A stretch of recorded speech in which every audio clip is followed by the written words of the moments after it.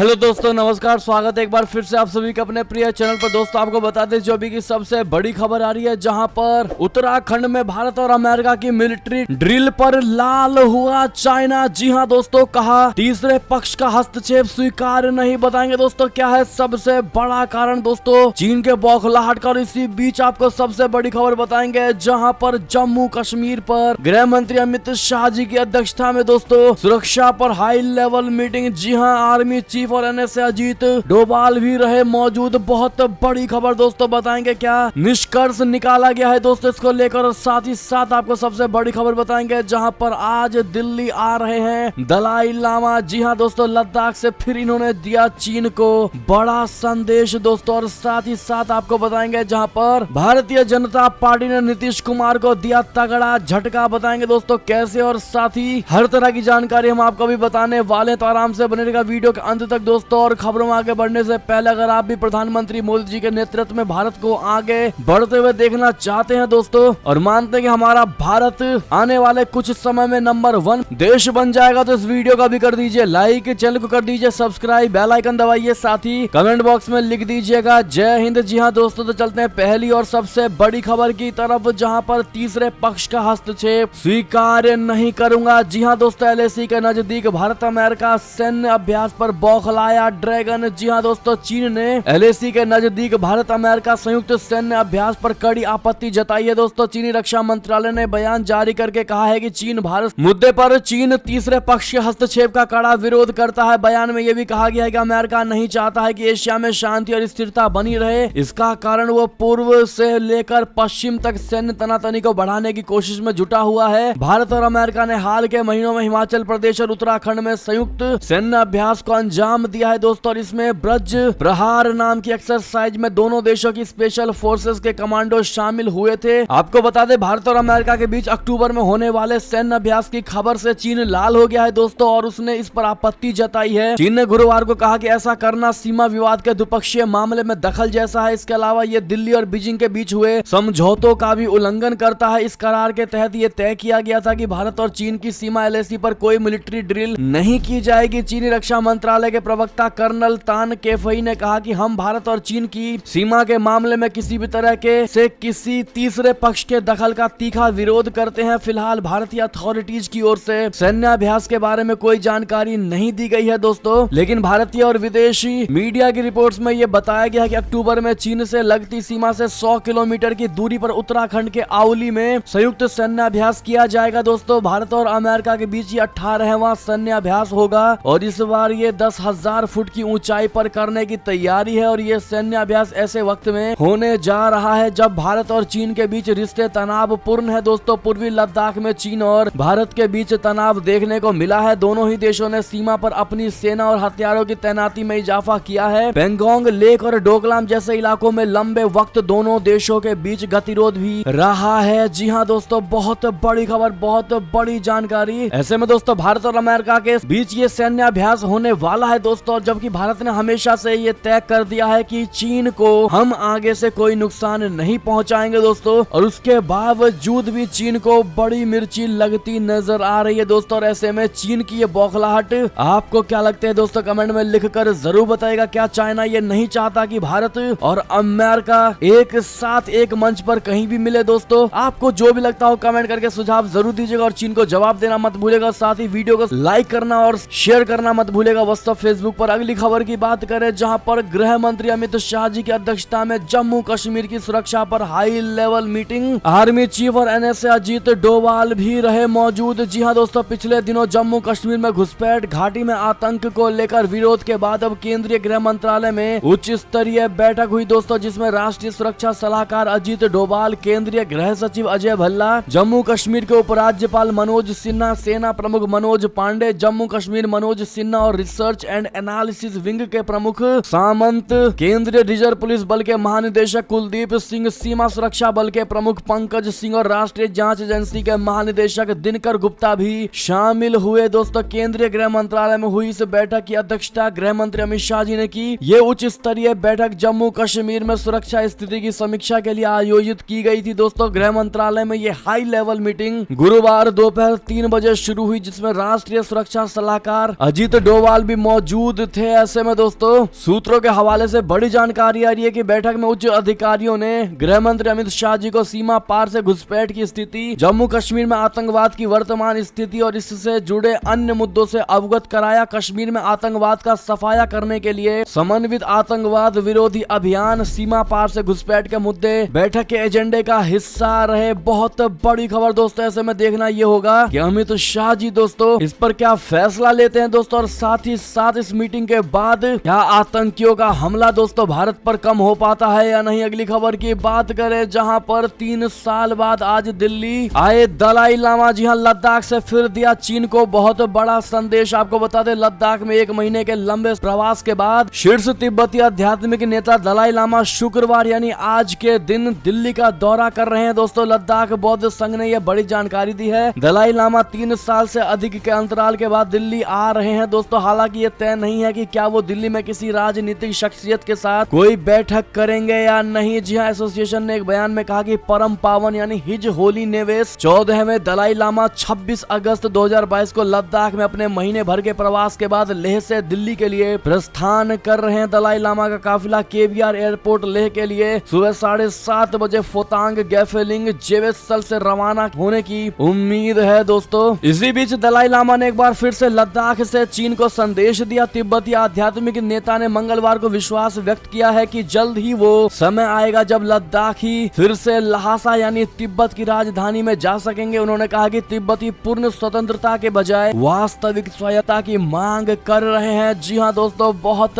बड़ी खबर। इनका कहना है कि अब समय बदल रहा है, अब एकाधिकार नहीं चलने वाला। जी हाँ दोस्तों, यानी कि दोस्तों उनके कहने का मतलब है कि हम पूर्ण स्वतंत्रता के बजाय वास्तविक स्वायत्तता की मांग कर रहे हैं। मुख्य रूप से हमारी मांगे सभी तिब्बती भाषी क्षेत्रों में अपनी पहचान, भाषा और समृद्ध बौद्ध सांस्कृतिक विरासत को संरक्षित करने से संबंधित है। ऐसे में दोस्तों उनको मोस्ट वेलकम टू दिल्ली जरूर कह दीजिएगा आप लोग। एक और खबर की बात करें दोस्तों, जहां पर ब्रह्मोस मिसाइल हादसे पर फिर सामने आया पाकिस्तान। 3 IAF अधिकारियों की बर्खास्तगी को बताया नाकाफी। जी हां दोस्तों, पाकिस्तान ने 9 मार्च को दुर्घटनावश मिसाइल के दागे जाने और उसके पाकिस्तानी क्षेत्र में गिरने की घटना पर भारत की कार्रवाई को पूरी तरह से असंतोषजनक, अधूरी या अपर्याप्त बताते हुए खारिज कर दिया दोस्तों। इस मामले में संयुक्त जांच की मांग की है। पाकिस्तान में दुर्घटनावश ब्रह्मोस मिसाइल गिरने की घटना की उच्च स्तरीय जांच में जिम्मेदार पाए गए भारतीय वायुसेना के 3 अधिकारियों को 23 अगस्त को बर्खास्त कर दिया गया था दोस्तों। भारत के रक्षा मंत्रालय ने मंगलवार को कहा था कि कोर्ट ऑफ इंक्वायरी बोले तो COI ने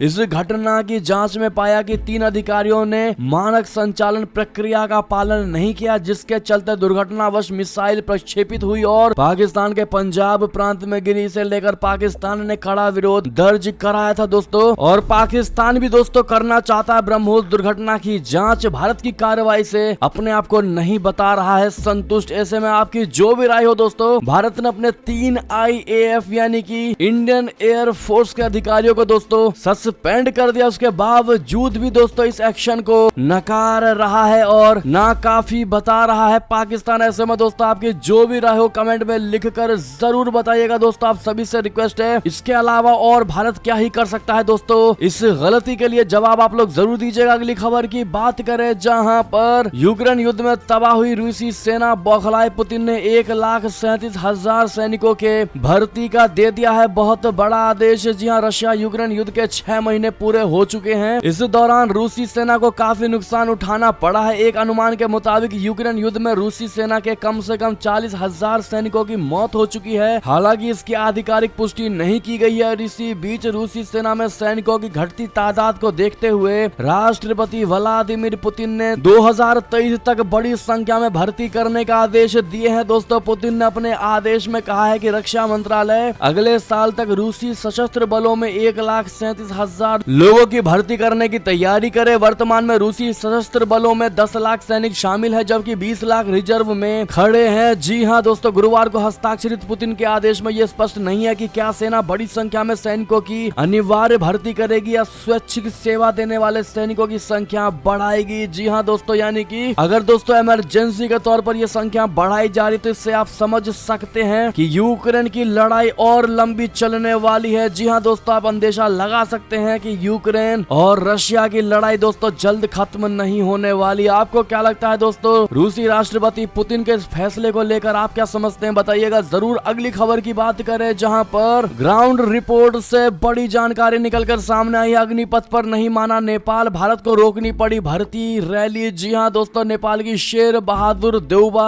सरकार की चुप्पी के कारण अग्निपथ योजना के तहत नेपाली गोरखाओं के लिए 25 अगस्त से शुरू होने वाली भर्ती रैली आयोजित नहीं हो पाई। नेपाल के बुटवल में 25 अगस्त से 7 सितंबर तक अग्निवीरों के लिए भर्ती रैली होनी थी। इसका आयोजन उत्तर प्रदेश के गोरखपुर स्थित गोरखा रिक्रूटमेंट डिपो कर रहा था दोस्तों, जो भारतीय सेना में गोरखा सैनिकों की भर्ती करता है। इसके लिए नेपाल स्थित भारतीय दूतावास ने नेपाल के विदेश मंत्रालय को पत्र भेजकर अनुमति मांगी थी। जी हाँ, लेकिन नेपाल सरकार ने समय रहते जवाब नहीं दिया और भर्ती रैली आयोजित नहीं हो पाई। एक और खबर की बात करें दोस्तों, जहां पर भारत ने पहली बार लेखक सलमान रुश्दी पर हुए हमले की निंदा की। जी हाँ दोस्तों, भारतीय मूल के लेखक सलमान रुश्दी पर अमेरिका में हुए हमले पर भारत ने पहली बार सार्वजनिक रूप से अपनी प्रतिक्रिया दी है। दोस्तों, भारत ने बुकर पुरस्कार से सम्मानित लेखक सलमान रुश्दी को चाकू मारने की घटना की घोर निंदा की और उनके शीघ्र स्वस्थ होने की कामना की है। गुरुवार को विदेश मंत्रालय के प्रवक्ता अरिंदम बागची ने अपने साप्ताहिक मीडिया ब्रीफिंग में सलमान रुश्दी को लेकर कहा है कि भारत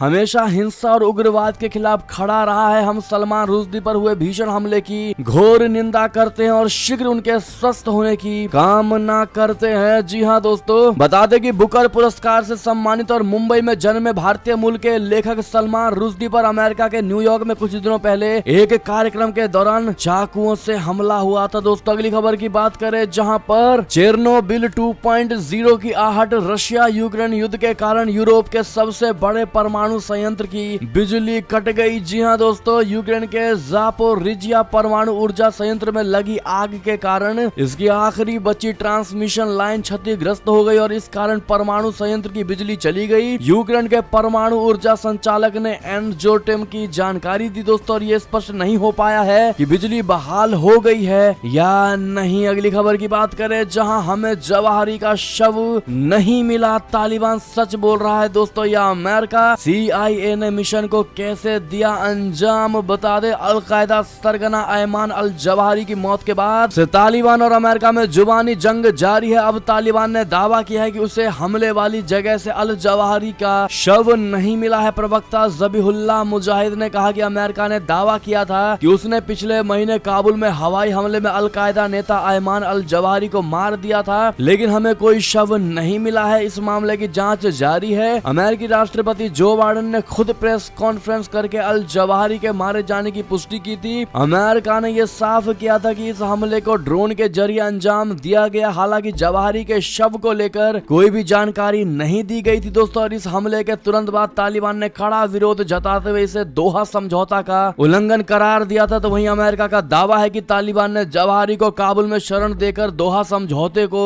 तोड़ा है, जिसके कारण वो 9/11 आतंकी हमले के सबसे बड़े गुनहगार को मारने के लिए स्वतंत्र था। क्या लगता है दोस्तों आपको ऐसे में, क्या पिछली बार की तरह ही अमेरिका फिर एक बार झूठ बोल रहा है या तालिबान झूठ बोल रहा है? क्या लगता है दोस्तों आपको अल जवाहरी की मौत को लेकर, बताइएगा जरूर। एक और खबर की बात करें, जहां दुनिया को भारत की ताकत का हुआ एहसास। अमेरिका ने कहा इंडिया हमारा महत्वपूर्ण भागीदार। जी हां, अमेरिका भारत को अपना अपरिहार्य भागीदार के रूप में देखता है दोस्तों। व्हाइट हाउस के अनुसार यूक्रेन के मुद्दे पर दोनों देशों की अलग अलग सोच द्विपक्षीय संबंधों को प्रभावित नहीं कर सकता है। व्हाइट हाउस के प्रेस सचिव करीन जिन पियरे संवाददाता सम्मेलन में कहा कि यूएस इंडिया स्ट्रेटेजिक पार्टनरशिप एक स्वतंत्र और खुले इंडो पैसिफिक क्षेत्र की प्रगति के लिए हमारी साझा प्रतिबद्धता पर आधारित है। अमेरिका ने कहा हम नियम आधारित आदेश का बचाव करने के लिए एक साथ खड़े रहेंगे। जी हां, अमेरिका भारत को अपना महत्वपूर्ण भागीदार मानता है। हालांकि यूक्रेन मुद्दे पर दोनों की सोच अलग है, लेकिन फिर भी आपसी हितों की रक्षा के लिए वे एकजुट हैं। जी हां, यूक्रेन जंग के बाद अमेरिका के कई देशों से संबंध बिगड़े हैं दोस्तों, और बने भी हैं। ऐसे में भारत के साथ उसके द्विपक्षीय संबंध कैसे हैं, इस पर पत्रकारों के सवालों का जवाब देते हुए इस बात की जानकारी दी गई। जी हां दोस्तों, आप समझ पा रहे होंगे कि अमेरिका को कोई फर्क नहीं पड़ता दोस्तों कि भारत रशिया पर और रशिया को लेकर क्या बयान देता है, लेकिन अमेरिका का साफ कहना है कि हमारा भारत के साथ स्वतंत्र रिश्ता है और अटूट रिश्ता है जो कभी टूट नहीं सकता। जी हां दोस्तों, ऐसे में फिर एक बार भारत के प्रति प्यार दिखाने को लेकर पर अमेरिका के इस बात को लेकर दोस्तों आपकी जो भी राय हो कमेंट में लिखकर जरूर बताइएगा। आप लोग क्या फिर कोई भारत से लाभ उठाने की कोशिश करेगा अमेरिका दोस्तों, या फिर ये जेन्युइन कमेंट कर रहा है? जो भी आपको लगता है दोस्तों सुझाव राय जरूर दीजिएगा। और वीडियो जिन्होंने अभी तक लाइक नहीं किया दोस्तों प्लीज लाइक कर दीजिएगा अगर आप खबर देख रहे हैं दोस्तों, और लाइक नहीं किया है तो चलते हैं एक और खबर की तरफ, जहां IMF ने साफ कर दिया श्रीलंका को मदद तभी जब चीन अपने कर्ज में रियायत दे। जी हां, अपनी टीम के श्रीलंका दौरे से पहले अंतरराष्ट्रीय मुद्रा कोष यानी IMF ने कहा है कि श्रीलंका का आर्थिक भविष्य चीन के पहलू से तय होगा। विश्लेषकों के मुताबिक इसका अर्थ यह है कि श्रीलंका जब तक चीन को अपने कर्ज को रिस्ट्रक्चर करने यानी चुकाने पर छूट देने पर राजी नहीं करता IMF ने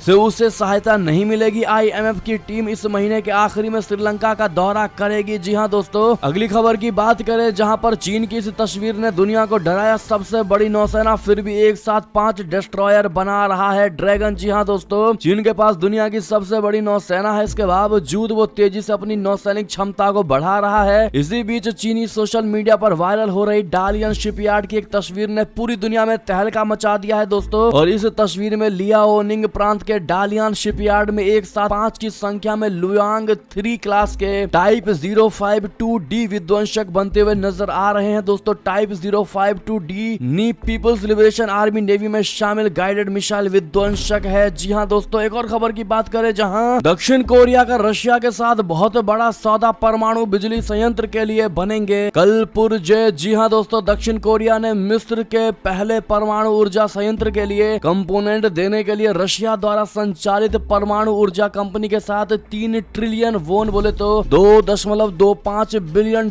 का सौदा किया है दोस्तों। और ये समझौता मिस्र के पहले परमाणु बिजली संयंत्र को कलपुर्जे प्रदान करने के लिए किया गया है। दक्षिण कोरिया सरकार ने बृहस्पतिवार को कहा है कि सार्वजनिक क्षेत्र की कोरिया हाइड्रो और परमाणु ऊर्जा कंपनी तथा ASE के बीच समझौता हुआ है। और इस समझौते के तहत दक्षिण कोरिया मिस्र के डाबा में तैयार हो रहे संयंत्र के निर्माण कार्य को टरबाइन से संबंधित उपकरण देगा। अगली खबर की बात करें जहां पर ग्वादर बंदरगाह को बर्बादी से बचाना है तो भारत से सीखो। अडानी के मुद्रा पोर्ट की पाकिस्तान में आखिर चर्चा क्यों हो रही है दोस्तों? जब चीन के सहयोग से पाकिस्तान ने अपने बलूचिस्तान प्रांत में ग्वादर पोर्ट का निर्माण शुरू किया था तो पाकिस्तान को उम्मीद थी कि इस बंदरगाह के जरिए देश में व्यापार का विकास होगा और अर्थव्यवस्था में सुधार आएगा। लेकिन बंदरगाह के निर्माण के बाद कई सालों के बाद भी व्यापारिक विकास तो काफी दूर की बात, अब ग्वादर बंदरगाह का अस्तित्व ही खतरे में आ गया है दोस्तों। पाकिस्तान के लिए ग्वादर बंदरगाह का बर्बाद होने गले में भारी पत्थर बांध देने जैसा इसलिए भी है क्योंकि इसका निर्माण चीन के BRI इनिशिएटिव के तहत चाइना पाकिस्तान इकोनॉमिक कॉरिडोर के तहत हुआ है दोस्तों। और ये चीन के समुद्री सिल्क रोड परियोजना के लिए भी एक लिंक है और चीन ने इसमें अरबों रुपए लगाए हैं दोस्तों। लिहाजा अगर ये बर्बाद होता है तो इसे चीन अपने कब्जे में ले लेगा। जी हाँ दोस्तों, लिहाजा इन दिनों पाकिस्तानी मीडिया में भारत के मुंद्रा पोर्ट की काफी चर्चा है और सलाह दी जा रही है कि पाकिस्तान को भारत के मुंद्रा बंदरगाह से सीख लेनी चाहिए। ऐसे में अपने बंदरगाह को सही बताने के लिए दोस्तों और सही बनाने के लिए भारत के बंदरगाहों की चर्चा पाकिस्तान में जमकर हो रही है दोस्तों। ऐसे में अगर आपको भी गर्व है कि आप एक भारतीय हैं तो ये बात कमेंट में लिखना मत भूलिएगा। चलते हैं अगली खबर की तरफ जहां पर आतंकवाद मामले में इमरान खान को बहुत बड़ी राहत। एंटी टेरर कोर्ट ने 1 सितंबर तक दे दी इनको बेल। जी हां, पाकिस्तान के पूर्व प्रधानमंत्री इमरान खान को बड़ी राहत मिली है। इस्लामाबाद में एक रैली के दौरान जज और पुलिस अधिकारी को धमकाने के आरोप में दर्ज आतंकवाद के मामले में एक कोर्ट ने गुरुवार 1 सितंबर तक गिरफ्तारी से राहत दे दी है। और इस मामले में इमरान खान के खिलाफ आतंकवाद विरोधी अधिनियम यानी ATA के तहत मामला दर्ज हुआ है दोस्तों। पूर्व प्रधानमंत्री के खिलाफ केस दर्ज होने के बाद से ही उनकी गिरफ्तारी के कयास लगाए जा रहे थे। अगली खबर की बात करें जहां पर भाजपा ने नीतीश कुमार को दिया तगड़ा वाला झटका। अरुणाचल प्रदेश में JDU के इकलौते विधायक ने थामा भगवा झंडा। जी हां, बिहार के मुख्यमंत्री नीतीश कुमार ने अपने पुराने सहयोगी भारतीय जनता पार्टी से नाता तोड़कर राष्ट्रीय जनता दल यानी RJD और कांग्रेस के साथ गठबंधन करके एक नई सरकार का गठन तो किया है दोस्तों। बीजेपी लगातार JDU पर भरोसा तोड़ने का आरोप लगा रही है। और इसी बीच दोस्तों ये खबर आ रही है कि भगवा पार्टी ने नीतीश कुमार को अरुणाचल प्रदेश में झटका दिया है। उनकी पार्टी के इकलौते विधायक को अपने पाले में कर लिया है दोस्तों। आपको बता दें कि अरुणाचल प्रदेश में JDU के एकमात्र विधायक टेची कासो ने बुधवार को सत्तारूढ़ भाजपा का दामन थाम लिया है। विधानसभा के उपाध्यक्ष टेसम पोंगटे ने ईटानगर विधायक के बीजेपी में विलय के आवेदन को स्वीकार कर कर लिया और इसके साथ ही 60 सदस्यों वाली विधानसभा में बीजेपी के 49 विधायक हो गए। जी हाँ दोस्तों, ऐसे में नीतीश कुमार को ये तगड़ा झटका भारतीय जनता पार्टी ने दिया है। दोस्तों क्या इस झटके को नीतीश कुमार बियर कर पाएंगे? दोस्तों क्या लगता है आपको, बताइएगा जरूर। अगली खबर की बात करें जहां पर बसवराज बोम्मई का बीके हरिप्रसाद पर निशाना, कहा कांग्रेस को जिन्ना से प्यार है, वे देश को बांटकर सत्ता में आए हैं। जी हां दोस्तों, कर्नाटक के मुख्यमंत्री बसवराज बोम्मई ने कांग्रेसी नेता बीके हरिप्रसाद के 2500 करोड़ में सीएम की कुर्सी वाले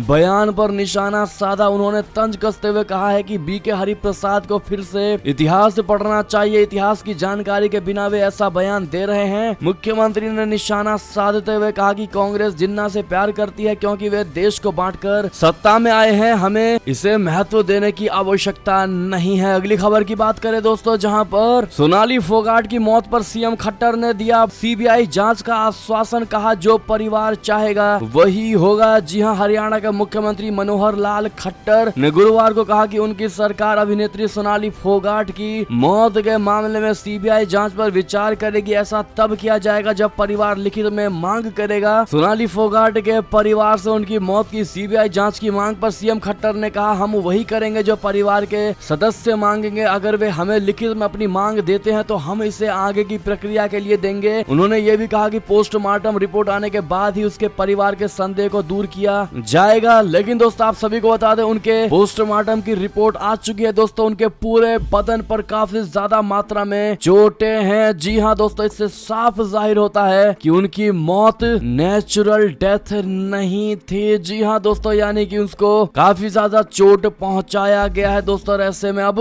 सीबीआई जांच को लेकर आपकी क्या राय होगी दोस्तों, सोनाली फोगाट को लेकर कमेंट में लिखकर अवश्य बताइएगा आप लोग। एक और बड़ी खबर की बात करें जहां पर योगी जी का drugs free Uttar Pradesh operation हुआ शुरू। सरकार ने हर जिले के डीएम एसपी को 7 दिन का टाइम दिया है। दोस्तों यूपी में नशे कारोबारियों की अब खैर नहीं। सीएम योगी जी ने यूपी को ड्रग्स मुक्त करने के अभियान के तहत प्रदेश में बड़ा अभियान शुरू कराया है और इसी अभियान के तहत हर जिले के डीएम और एसपी को डेडलाइन भी दे दी है। दोस्तों जिला अधिकारियों और पुलिस प्रमुख को सीएम योगी ने 7 दिन का समय देते हुए नशे के कारोबार को निस्त नाबूद करने को कहा है। इसी के तहत एंट नारकोटिक्स टास्क फोर्स यानी एएनटीएफ का गठन भी किया है। दोस्तों योगी जी के निर्देश के बाद बड़े पैमाने पर छापेमारी शुरू हो चुकी है। बहुत बड़ी खबर दोस्तों। ऐसे में आप लोग किस राज्य से बिलोंग करते हैं दोस्तों, कहाँ के रहने वाले, कमेंट में लिखकर अवश्य बताइएगा कहाँ से इस वीडियो को देख रहे हैं। दोस्तों अगली खबर की बात करें जहाँ पर महंगाई से निपटने के लिए सरकार का बहुत बड़ा फैसला, गेहूं आटे के निर्यात पर लगा दी रोक। जी हाँ, सरकार ने गुरुवार को गेहूं आटे के दाम में तेजी पर लगाम लगाने के लिए इसके निर्यात पर अंकुश लगाने का निर्णय किया है। प्रधानमंत्री नरेंद्र मोदी जी की अध्यक्षता में मंत्रिमंडल की आर्थिक मामलों की समिति यानी सीसीईए की बैठक में ये निर्णय किया गया है। आप सभी को बता दें दोस्तों, दरअसल गेहूं चावल की कीमतों में बड़ा उछाल देखने को मिला है। चावल की कीमतों में 7% की तो गेहूं की कीमतों में 4% की बढ़ोतरी, जिसके बाद दोस्तों केंद्र सरकार ने ये बहुत बड़ा फैसला लिया है। इस पर आपकी जो भी राय हो कमेंट में लिखकर अवश्य बताइएगा। और अब तक की ये जी सारी बड़ी खबरें दोस्तों, आपको हमारी खबर कैसी लगी? आशा करता हूँ बहुत अच्छी लगी होगी। अगर थोड़ी भी अच्छी लगी तो इस वीडियो को भी अपने भाई बंधुओं में व्हाट्सएप, फेसबुक, ट्विटर के जरिए पूरे भारत में शेयर करना बिल्कुल मत भूलिएगा। दोस्तों अभी कर दीजिए इस वीडियो को लाइक, चैनल को कर दीजिए सब्सक्राइब, बेल आइकन दबाइए, साथ ही कमेंट बॉक्स में लिख दीजिएगा जय हिंद जय भारत। दोस्तों तो मिलते हैं आपसे अगली बड़ी खबर में, तब तक अपना ख्याल रखिएगा। आप सभी का बहुत बहुत धन्यवाद। जय हिंद जय भारत, जय श्री राम, वंदे मातरम, हर हर महादेव।